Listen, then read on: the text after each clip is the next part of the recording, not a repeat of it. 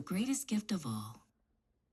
Long ago, in a forest school called a Gurukul, lived two boys who were the best of friends.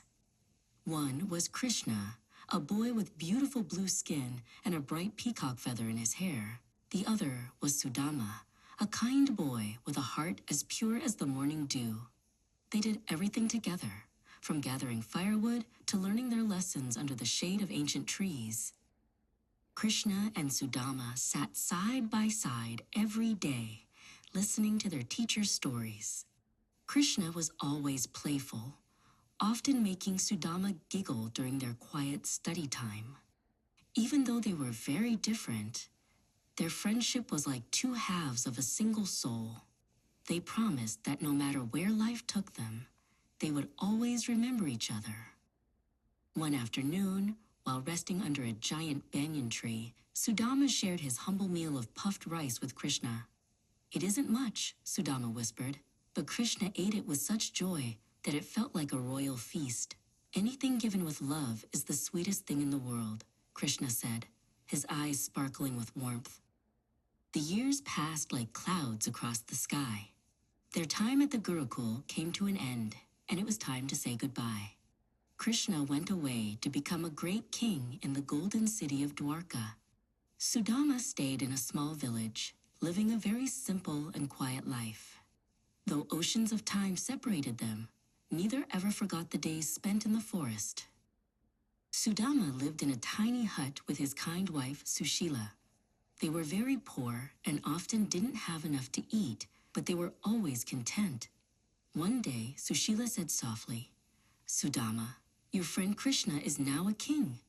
Why don't you visit him? Not for gold, but just to see the friend you love so much." Sudama hesitated. He had nothing to give a king. Sushila tied a handful of puffed rice into a small, ragged piece of cloth. "Give him this," she said. "He will remember."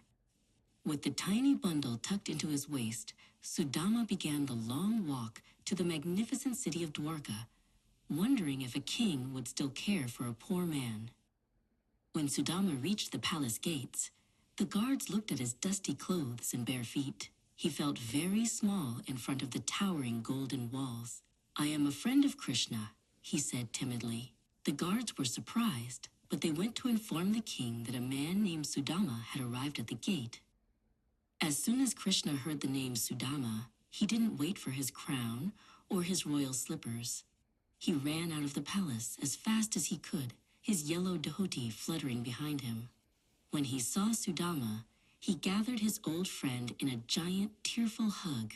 The king of the world was crying with joy to see his brother from the forest. Krishna led Sudama inside to his golden throne. To the shock of all the courtiers, the king sat on the floor.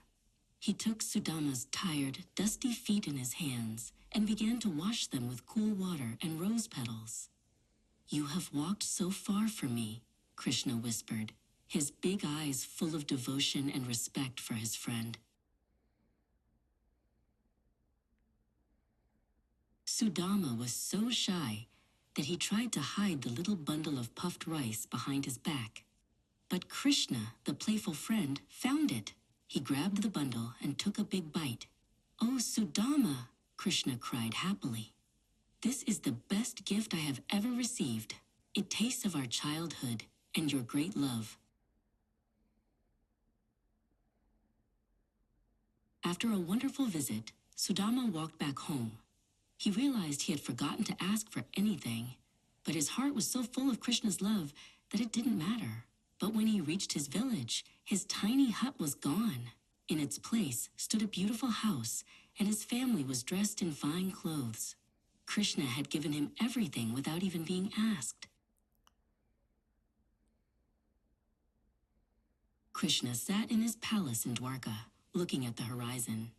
He didn't need gold or power to be happy. He only needed the love of a true friend. He picked up a single grain of puffed rice that had fallen and smiled. True friendship is a treasure that never fades, no matter how much time or distance comes between two hearts.